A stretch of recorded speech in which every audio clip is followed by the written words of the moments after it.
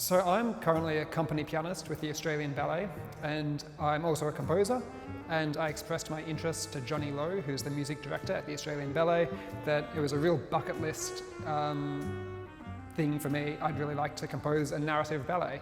And so when this came along and the education department were looking for someone to compose music for Wonderland, yeah, Johnny just thought of me. And I also knew Paul Knobloch, the choreographer, from classes and from a production that we did together last year.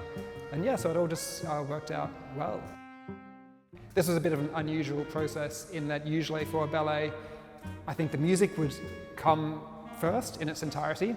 And for this particular production, just because of the timelines that we were all on, the music and the dance was kind of developed alongside each other.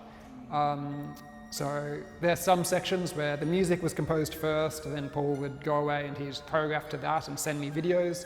And there are some other sections where the dance actually came first. There wasn't any music that existed, so Paul perhaps used other music or other inspirations, or he just counted, and then he'd send me the video of what he'd created, and then I composed as if it was a film.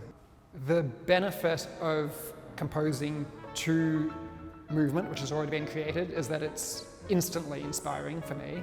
I used to be a dancer as well, so just being able to respond to the movement in that way and kind of just improvise on the piano watching the dance, that's a really easy way for me to work.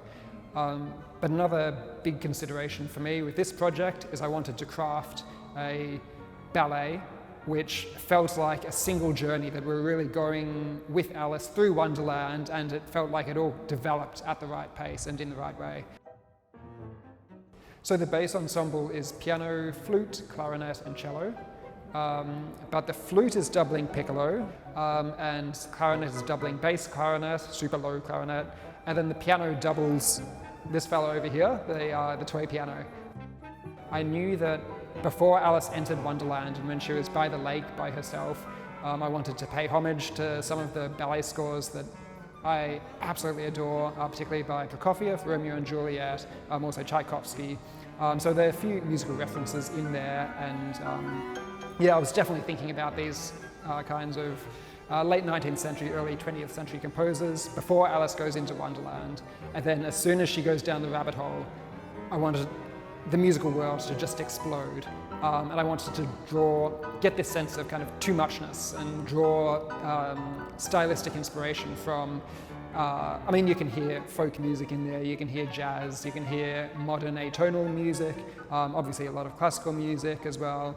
There's some klezmer music in there. And it was a kind of unique experience working on this ballet in particular, where almost anything can go, I think.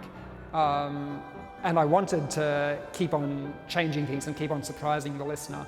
So as you listen to it, you can never predict where it's going to end up. Yes, so one piece of music that that came to me very easily actually when I read the book by Carroll is the scene between Alice and the Mad Hatter. And so when I read that, I thought it was just a hilarious section of text where Alice and the Mad Hatter having this conversation which is constantly being derailed because the Mad Hatter is using all these literary puns, and it's just kind of like they're on different wavelengths, and it's really funny. So I thought it'd be really interesting to use musical puns in the Mad Hatter's music. So I took the famous tune T for Two. And usually I think that's played something like. Decided to put it in a 3 though. But then I put a 2 underneath it.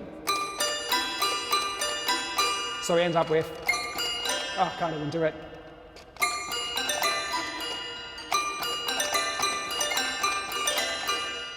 I then combine that with,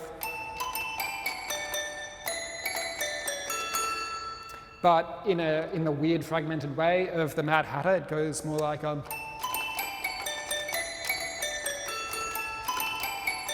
So you have this pattern in 7, and then a piece of circus music. So I can't play it all at once, but if you listen to a recording, you have the clarinet doing one thing, and you've got the cello kind of doing the riff in the bass, and yeah, it all kind of like fits together in a fun way.